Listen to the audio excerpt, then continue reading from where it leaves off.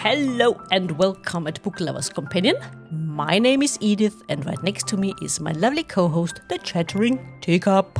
Hello. And here with us from Down Under, thriller author Anna Willett. Anna, hello and welcome. Hello, thank you for having me. Thank you for being here. You are, I said it before we started the recording, you are a very busy woman, a very busy author. You have written 15 books.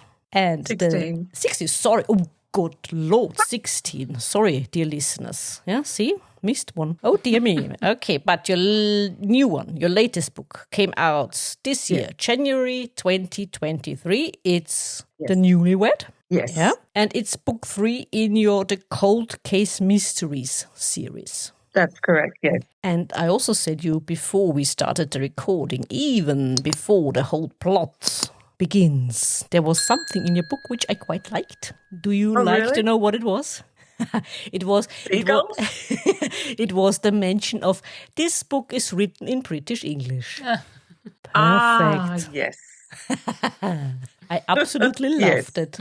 Teacup? Yeah. Yep. I was astonished that it's mentioned in there. Yeah. Yeah, otherwise sometimes people tell me that there are errors and misspellings because, they may think in the American English. Mm-hmm. Yep, I know. And I think it's a polite way of letting them know. I think it is making people aware of it is starting to grow. I think more people are doing that nowadays than some years ago. I've never seen that. Yeah, I suppose yes, so. And my publisher says in British English, but for us here, we'd probably say standard Australian English. Mm-hmm. Mm-hmm. Okay. It's nearly the same then? Yeah, it's the same. Yeah, okay. Yeah. Except for the accent when you speak. It's quite charming. And you are not our first. Thank you. You are not our first guest from Down Under. You are our third guest. Well, okay. Yeah, well we had someone from Australia and we had a guest from New Zealand and you now. Yes. And you have a very charming accent too. Oh, thank you. The Austrian one. Yes. It's quite lovely. Oh, thank you. I didn't put on my "There are no kangaroos in Austria" T-shirt this time because the first time we it really exists. It does exist, yes. But wow. and once I received a package from England that went via Australia. It had a post stamp from the Australian post office because someone sent it to Australia. The wrong way. Yep. God, our post system here, who knows what goes on. No, it was I think the Royal Mail.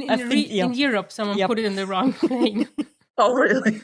Australia said, okay, send it back. Okay, they didn't read further. They saw AU, but... Yeah, that's it. AU. Yeah. Oh, of course, yeah, that would be the same, yeah. Yeah, that's where they made the mistake.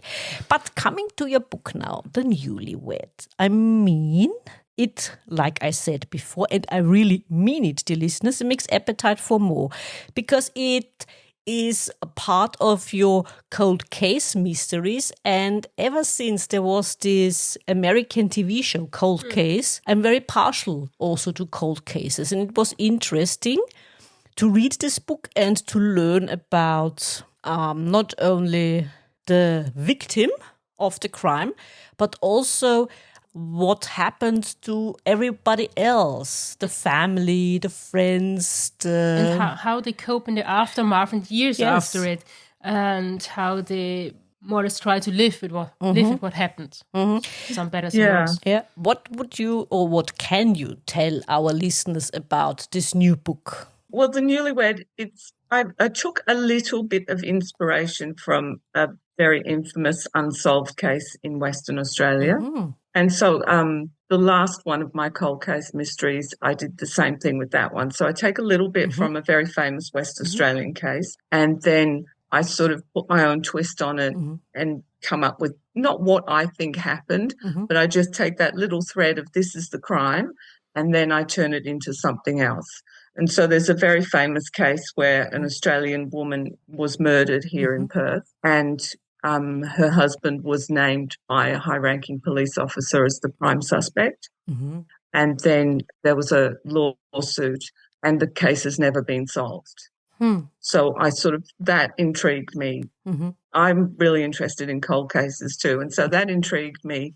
And, I like to watch documentaries and listen to podcasts and things like that. And then I always listen to all the facts and all the different threads in the case, and I have my own theories. And so that's the inspiration for writing these cold case mysteries.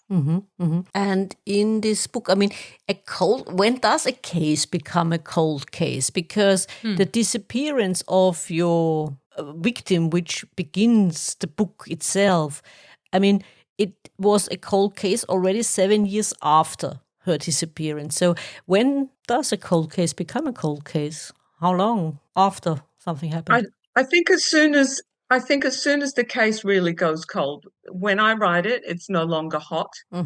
And so when enough time goes by that all the leads have been followed and it's led to a dead end and the investigation seems to have hit a brick wall, and then it's left. And usually something triggers a case in Australia to reopen or reinvestigate a case, either a coroner's inquest or some new evidence or some pressure from the family. Something will trigger a reinvestigation of it.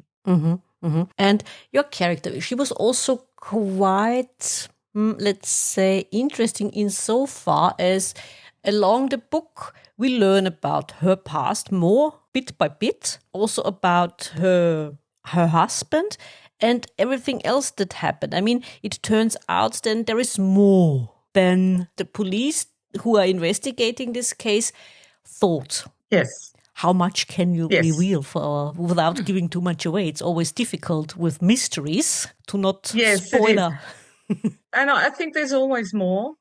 I think there's always more in these unsolved cases than we think we know, because obviously we don't know what happened, otherwise it would be solved. And so the story sort of begins from the husband's perspective with the wife shortly after they're married, but then we're sort of left and we don't really know what happened from that point. And we don't know what the brother, who was a twin in this case, what the brother's perspective is, and, the missing woman's family, her parents, what they feel about the new husband, because all we know is they got married quite quickly.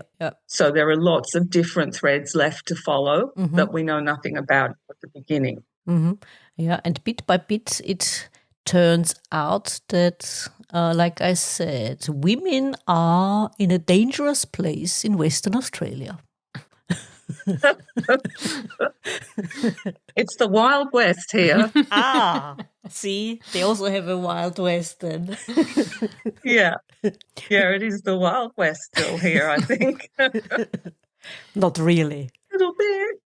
A little bit, because you don't know the West, the Wild West of Australia. No. You know the bit of the East Coast. Bit of the East Coast, because she's been to Australia before, so. To Melbourne, to Victoria? No. I've been to the Sydney area. And yes. Then went up the coast in a 2-week trip up to Cairns. To Queensland? Yeah. And okay. But it was about 25 years ago, so it might have changed a bit in the meantime. Yeah. But it was a lovely time. It was great. Oh, that's good. I haven't been to Sydney or Queensland. I've been to Melbourne and been to Adelaide, and I've been to Tasmania. Tasmania is very nice. Yeah, okay. But Western Australia, we're a little bit more isolated than the rest of the country. And in many ways, I do feel like it is a little bit like the Wild West. And we have a big, as you go up north, there's a lot of mining. So we have a lot of fly-in, fly-out workers who work in the mines and things like that. And it is quite an isolated place. And once you leave the city, and this book was set in going north. A lot of my books have been set going south of Perth. Okay. And when you go in either direction, it very quickly becomes quite lonely and isolated. And how big is Perth? Perth, in terms of population, is small. It's quite small. I can't tell you what the population is. I've forgotten. It's quite small, but we are the most isolated city in the world. Okay. That's interesting. Yeah. Never thought that. I mean, what you also wrote in your book, or what played a part in searching the perpetrator, was also the fact that this part where it is set, your book, it has been an increase of tourism over the the last few years. So because of the coast, because of the ocean, and surfing has become more popular in this area. And does that also make for, let's say, more crime or possible plots? Yeah, I think so. And also, when you have a lot of people coming in on tourist visas, student visas, work visas in and out of Western Australia, and before the pandemic, we had a lot of people coming in, travelling all throughout the region, fruit picking, working, surfing, holidaying. Seems to be a lot more can happen to people when they travel to these areas. And, I'm not saying people coming in committing crimes. I'm saying that historically in Australia, probably we've had a lot of backpackers and tourists and things like that possibly perish, or something may have happened to them.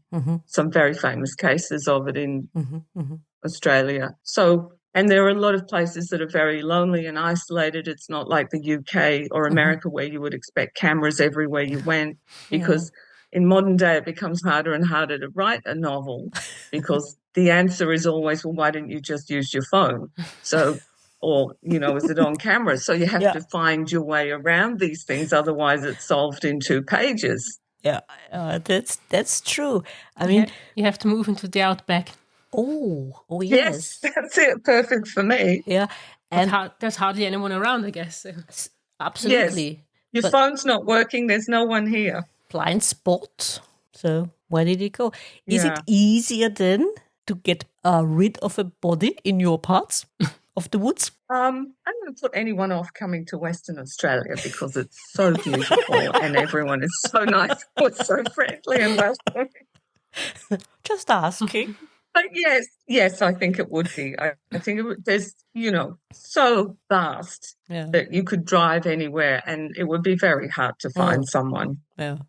So, dear listeners, this is not supposed to be a recipe for murder, just asking solely because our guest is a writer. So that would be the question then. Let's put it that way. If you want to go somewhere where it's not overcrowded and a beautiful landscape, go to Western Australia. Yes. Indeed. Yes. True. And the food's fabulous as well here. It's always good. Oh. Very important. We love to eat, so perfect place then for us. Tika. Yes. And your Cold Case Mystery series isn't your only series. You also have a Lucy Hush series. You have a number of standalone thrillers, and you also write horror stories. Yes. Tell us a little bit about whichever you like. All of them, maybe. All of them. I do like horror. I've liked horror since I was a little girl. I'm very attracted to, crime, suspense, horror, all the things that may be considered the darker things attract me. And I've written a few horror novels. Pest is a supernatural horror, a story that I wrote quite a few years ago and didn't publish. And it was all about a strange virus breaking out in a small town in Western Australia. And then when everything happened that happened over the last 3 years, I said to my publisher, well, I have this book and it's about a virus that breaks out. And he was like, okay, send it to me. Perfect. Yeah. So it worked out really well. And then I had another one that I'd written while I was writing thrillers, Beast. So it's more like a novella and a short story together. That's another supernatural horror story. And I'm writing another cold case thriller at the moment. But on the side, I'm writing a horror story as well. So, okay. So do you write the horror stories to relax from the crime stories? Yeah. Kind of, it's like I can do anything in horror.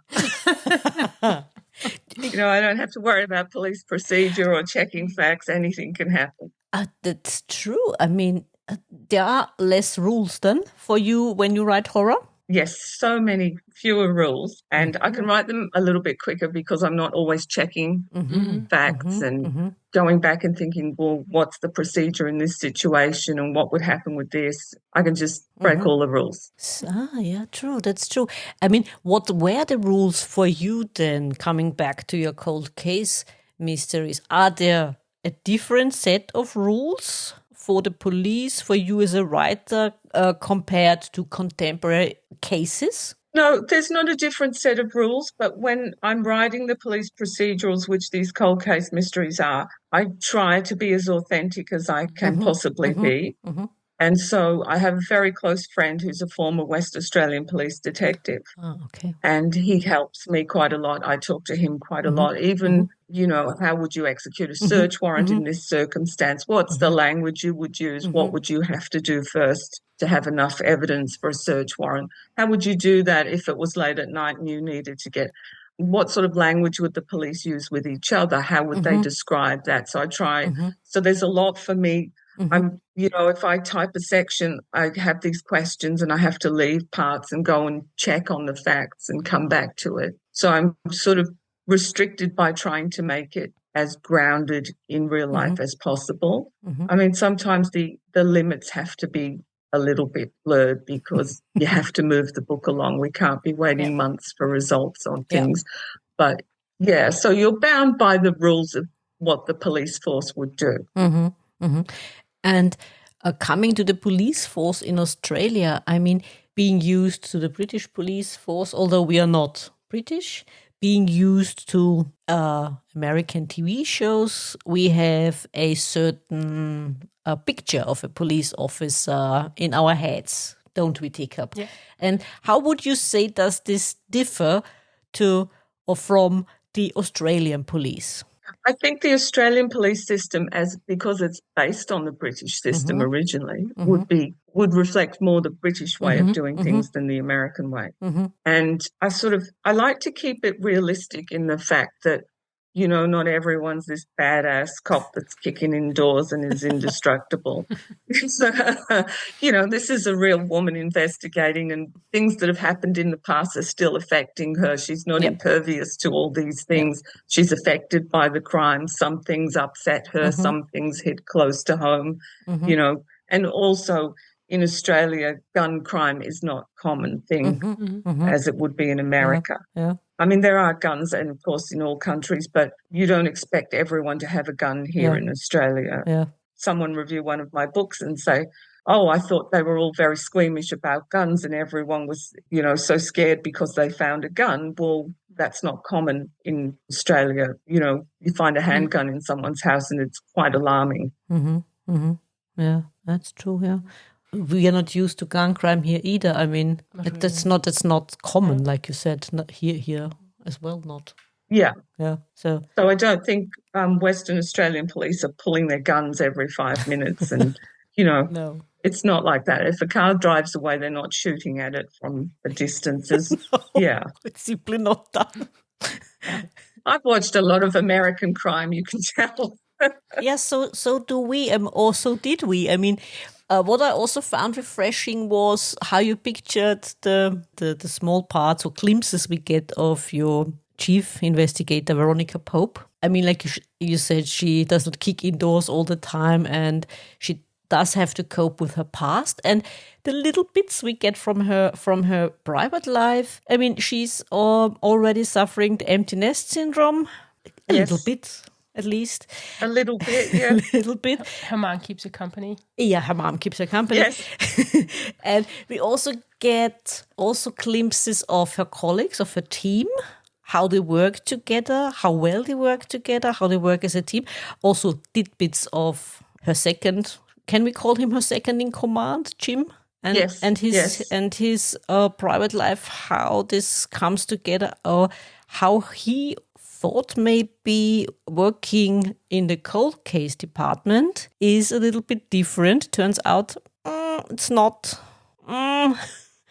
You have to be careful as well. It's not all over and done with. Yes. Because when you're investigating, interviewing witnesses even, you never really can predict what a person's going to do, particularly even if they haven't committed a crime, if they're emotional, if something's going on, if they're very upset, it can be very dangerous. And it's when you're writing a series, you can't put in too much backstory because it bogs down the story, and also can't be so much so that you've had to read all the books to understand these people. Yeah. So it's a little bit of a thing of putting a little bit in as you go through each book. Yeah. But not making it so crucial that you can't understand them without it. Exactly. I mean, one could also read The Newlywed as a standalone. Would work.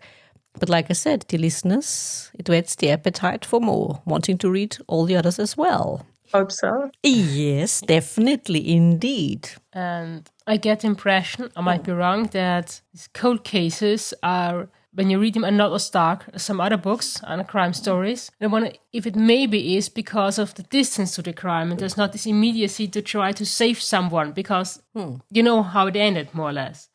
Yeah. And I think the investigations may be more thorough and methodically because of that, or yes, and going back over what has been done with some distance and time to have a look at perhaps what could have been done or what might have been left out that should have been investigated. And I also try and throw something in that raises the stakes a little bit and begins to make it a little bit more pressing. And there are also a few let's say, more cruel scenes in there. They're short, but they're very... Yeah, you're very squeamish, my dear. The thing with the bird and the windshield. Oh. no, it's kind of a bit brutal, but yeah, that's the way it is. It happens. It happens. It happens, yeah. And would you also say that, especially with the one victim we learn about in your book, about her behavior and how it was viewed. Like you said, it's Western Australia, the Wild West. Thinking of her behavior and how people viewed it, I mean, it wasn't in the 50s we're talking about. So do you think it changed since then? I mean, we're talking about the 90s, the 2000 years. Yeah, look, I want to say, yes, it has changed, and it has changed quite a lot, but I think some people are viewed as lesser than for various reasons. And I think the West Australian Police are very committed to the job they do, very much so. I really admire them. But, you know, there are some people that think of certain types of women or men, perhaps if they have substance abuse issues or mental health problems, that not that they're throwaway, but I do think someone from rich family who's higher profile, who goes missing, garners more attention. And not just in Australia. I think that happens everywhere. Yeah, true. Yeah, I agree. And also with women, I mean, there has been this talk last year in Austria. Do you remember, Tika, when we spoke about murder victims? For example, there was a huge increase of murdered women here in Austria, unusually for us as a small country. And would you say it is different in Australia? It is maybe the same because women are, let's say, easier targets because they are more vulnerable than men? Yes, yeah. I don't know if there's an increase in murder, women being murdered in Australia, but I've always felt like they are more vulnerable. But then on the other hand, I think we're all more cautious than men because of it. It's an unspoken understanding between all women that we have to be careful. Yeah. And in situations that men wouldn't think twice about, we're sort of like, well, where are you going to park your car? Is anyone going to walk with you? And I have 2 grown-up daughters, so I'm always like, can you ring me as soon as you get there if it's late at night? And I don't have sons, but I don't think that men feel that in the same way that women do. So we do feel more vulnerable. Yeah. And the woman in the book that I think you were talking about, you know, women who, for whatever reason, may appear to be risking themselves are considered, when you read about crime, lower risk targets. So prostitutes or, you know, women that are choosing to live their life however are considered lower risk targets, which is very sad. Absolutely. I also think that in some cases people think that the victims brought it on themselves because of the way they behaved or whatever.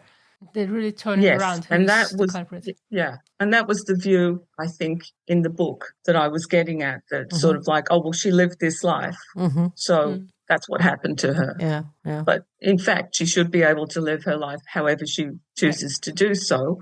And, you know, if she for whatever reasons, and this particular woman had some mental health issues, it doesn't mean that she's inviting it in. Yeah. She's not inviting crime. Yeah. Yeah. I mean, you're Trying to be very yeah. careful about how I say this. No spoilers, no spoilers. Read it, dear listeners, read it. It is a good read. You should read it. It's thank you. Yep, absolutely. And thinking of thrillers, we spoke about it before, Teacup. Relationships, family, they are always a very important part I of think most thrillers. of your books cover this family and relationship area. Why is it different? I mean, I know why it is different, because we always think about, the stranger who comes in and murders you. But it's not. Because somehow you grow up, or you're told strangers are dangerous, but you can trust your family.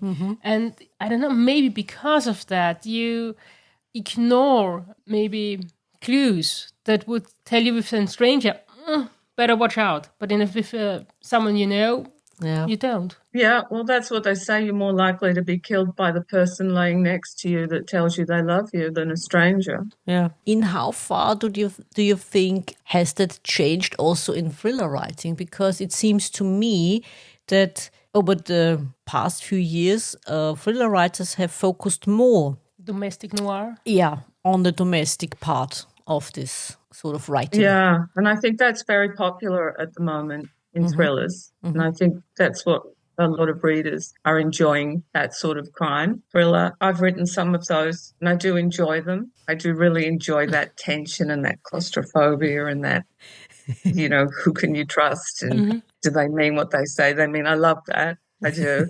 Yeah, and it makes a lot of sense as well. For the most part, most murders are committed by someone who knows the victim. It's usually the partner or someone who knows them very well. Yeah, so I enjoy writing both. It's hard to say which I prefer. I like both. My publisher says I like the tension and the claustrophobia. Interesting. Thriller doesn't always have to be sprinkled with murder, does it? No.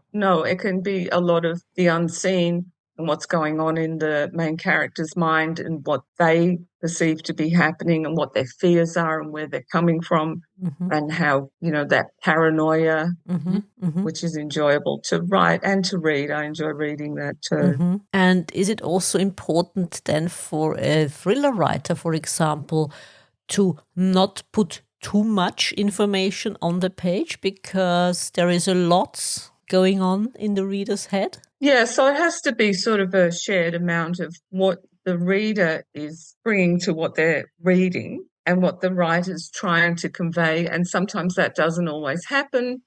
I'm trying to convey whatever to the reader, and sometimes my husband reads it and he's completely... and I'm like, no.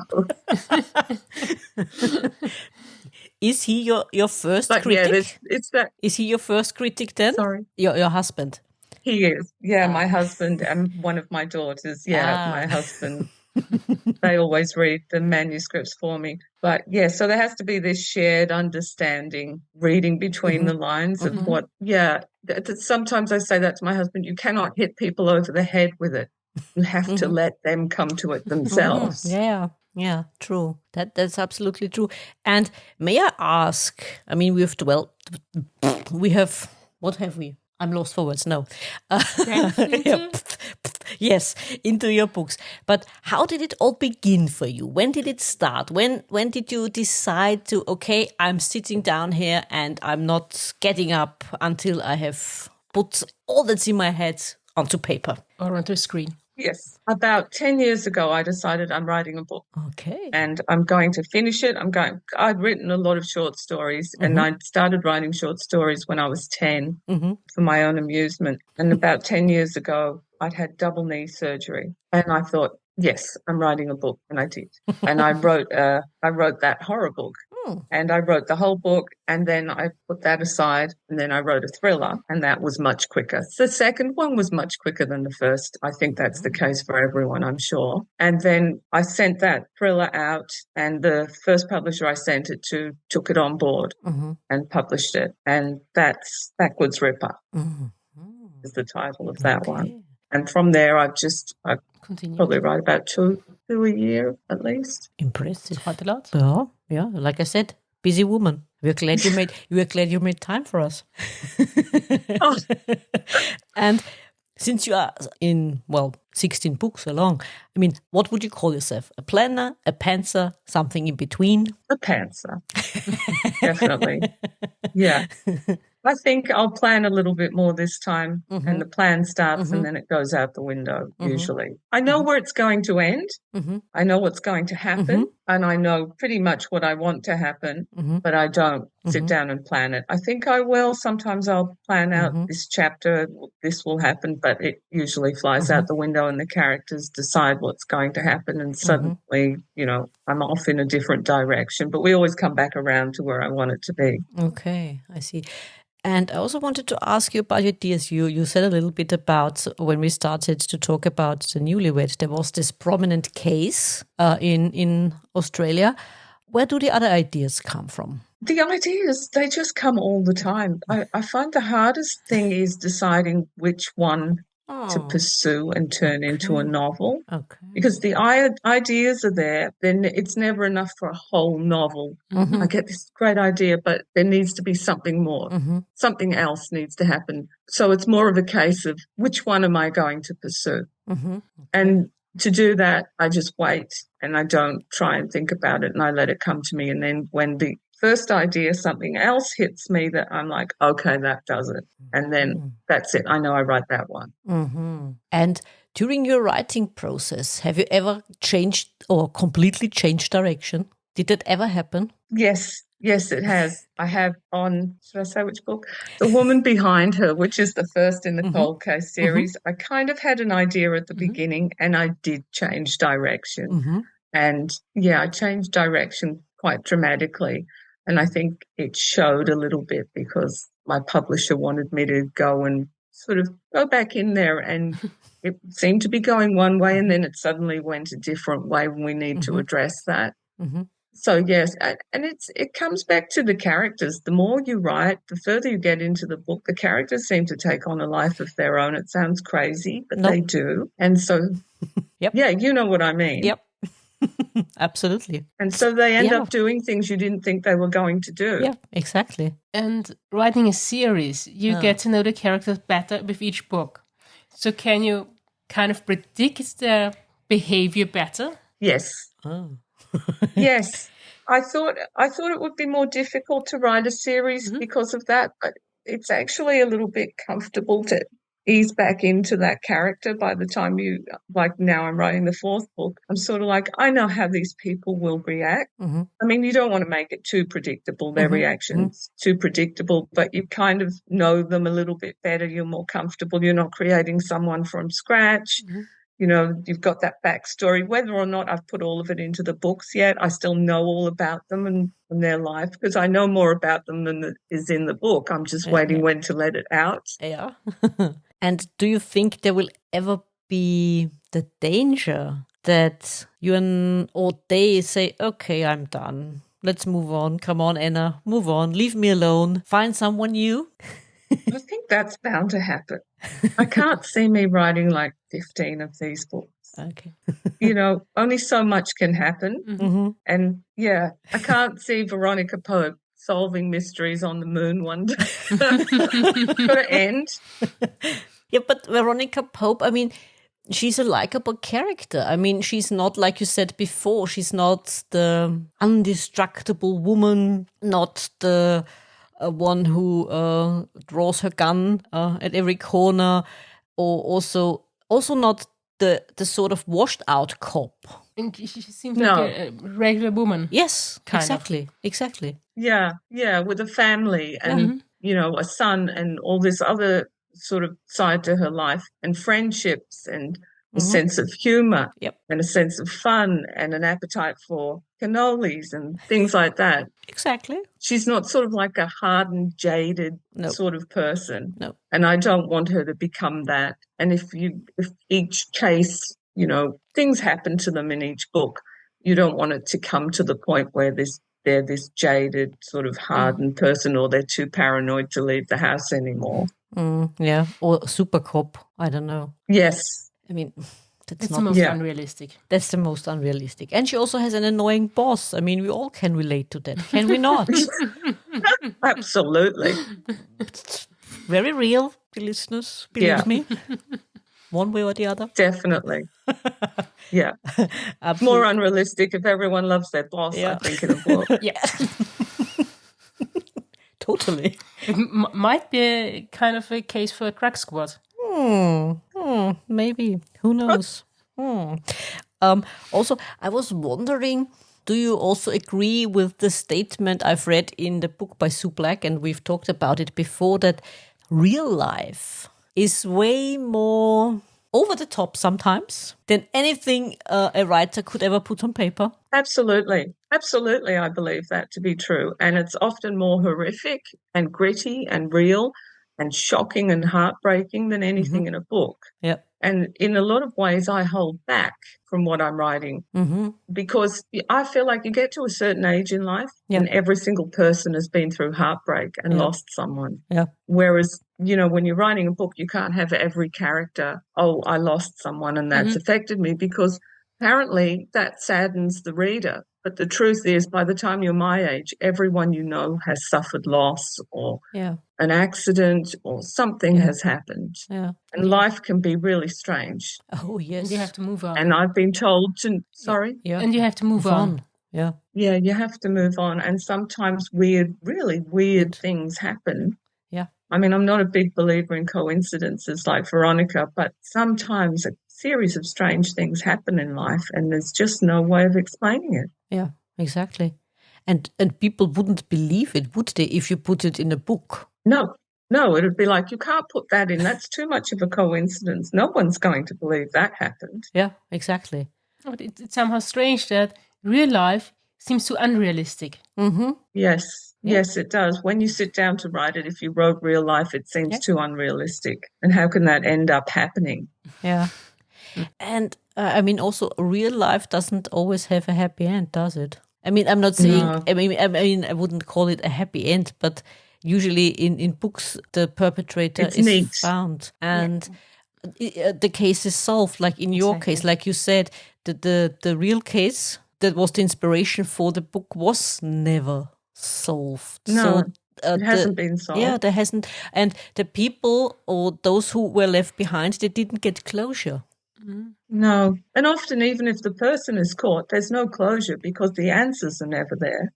We don't know really why they did it and what motivated them. Oftentimes they never even admit to it, whether or not they're found guilty. So there's not the answers and this happened and then this happened and I did it for this reason.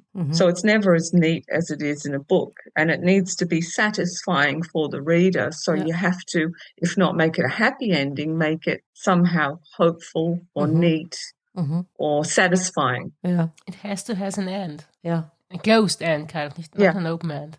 Yeah. Would that work even, do you think, to leave an open end, at least sometimes? Or would it never work in a thriller or in a police procedural? It would be frustrating to read, wouldn't it? I don't know. It's the readers. If you leave something unanswered, you'll hear about it from the readers.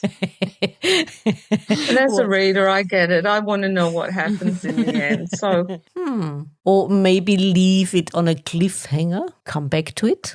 someone told me that people get cross with you about cliffhangers because they almost feel like you're forcing them to read the next book. It's a bit mean. And I think it also It depends. is, isn't it? It also depends when they will be able to read the next book. If you leave them waiting for a long time, they could get cross, I guess.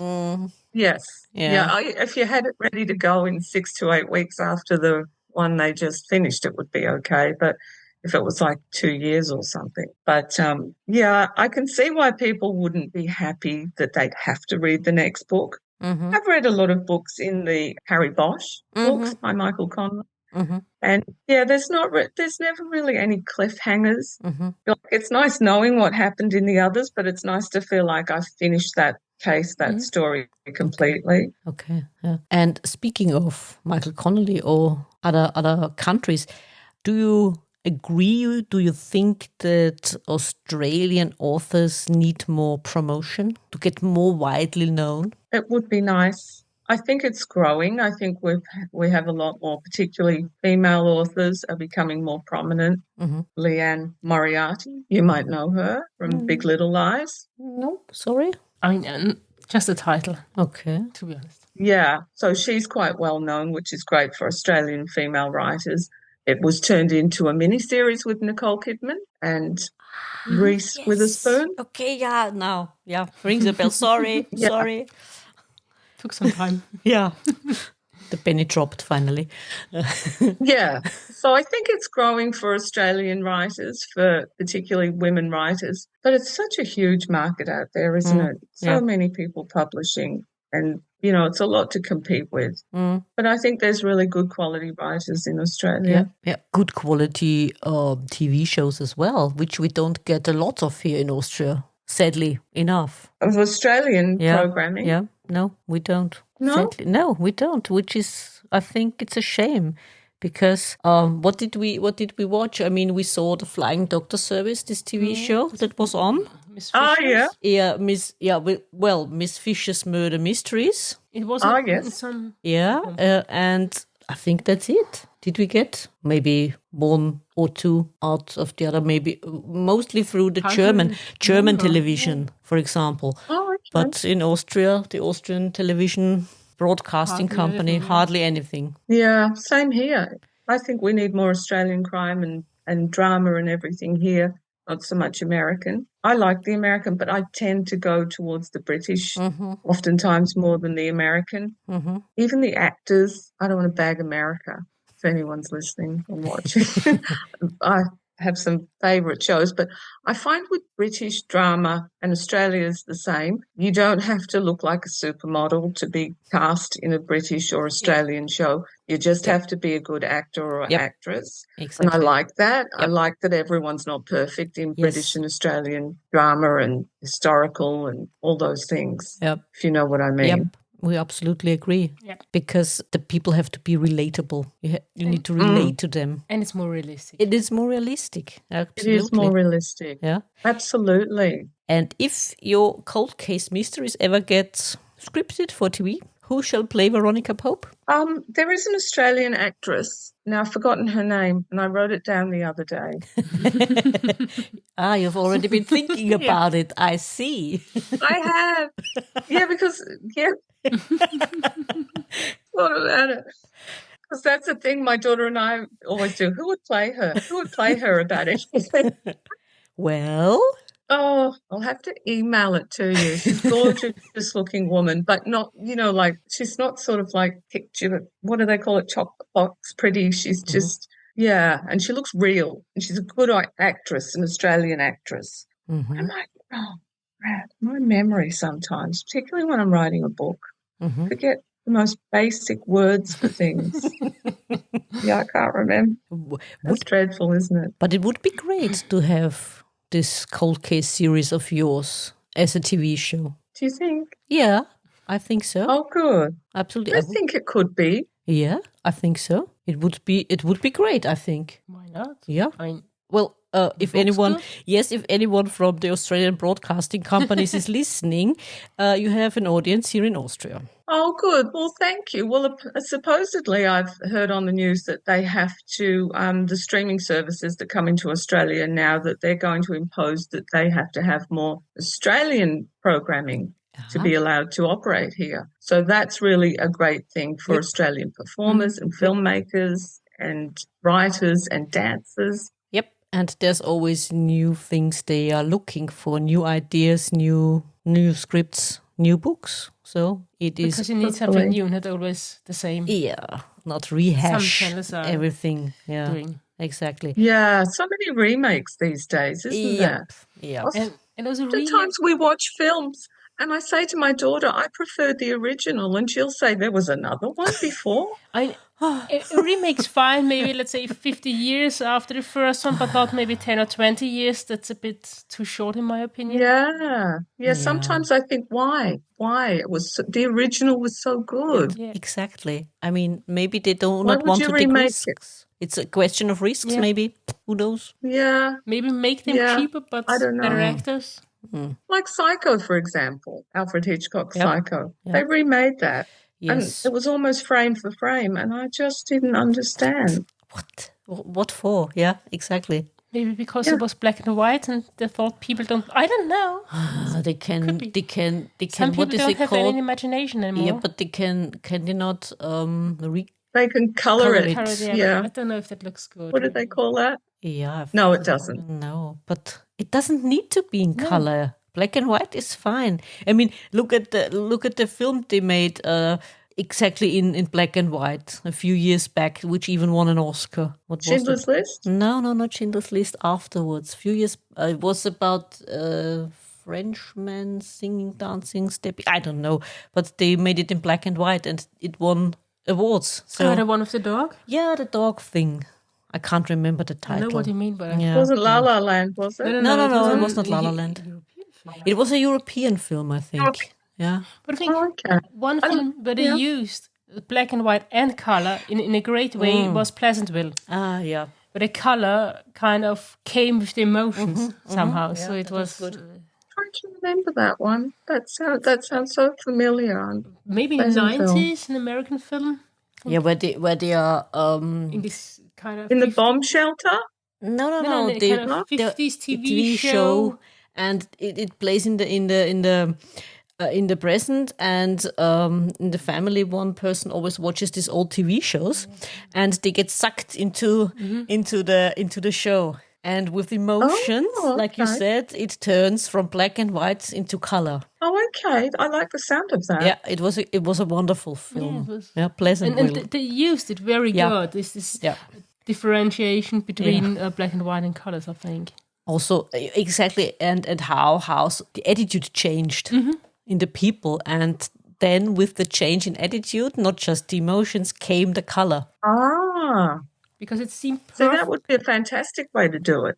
But because it seemed perfect from the outside. Yeah. But in reality, it wasn't. It was just the face of it. Yeah. And behind, it wasn't that perfect. No, it was not the Because perfect it wasn't world. hardly any emotion. They Yeah. did what they had to do, and then Yeah. it kind of changed. Yeah. Ah, right. Like a 1950s sitcom. It looks Exactly. so perfect. Yeah, exactly. I love black and white films. Who doesn't? There's a different charm. Yes, who doesn't? Absolutely. Good old Hollywood was not so bad after love all. it. So we keep our fingers crossed that your books get on TV. I have to tell you that. Well, that would be nice.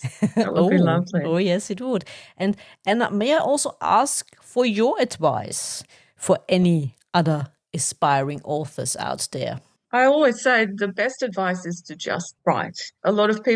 Most people, if they find out that I write, I don't tell everyone, but when they find out I write, most people tell me they have a book idea that they'd like to write. But they don't know how. And I always say, just write. Doesn't matter how you write it or how many mistakes, or if you don't format it correctly or you're not sure how to do it. You can't fix anything unless you have it. Put it on paper, worry about everything later. Worry about fact-checking and grammar and all those things later on. And while it's still in your head, there's nothing you can do with it. Yeah.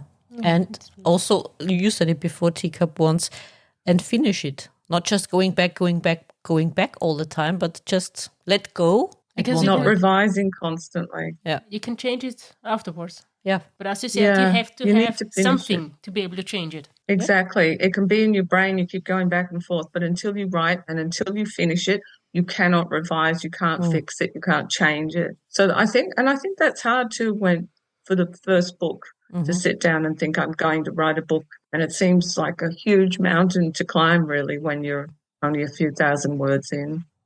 Yeah, true. And may I also ask, I mean, you've touched a little bit upon that, but what are your future plans? I mean, you said book 4 in the Cold Case mystery series. What else can we look forward to? Well, I'm writing book 4 at the moment, and I also have a horror book that I'm working on the side. I don't quite know how to describe it yet. It's very weird. It's a little bit odd. I like things that are a little bit odd. Yeah, so I don't know after book 4. Depends how it's received and how I feel about it at the end, if there will be a book 5. But I'd like to be able to go back and write a standalone domestic thriller. I like writing those as well. But it certainly won't be the end of my writing anytime soon, hopefully.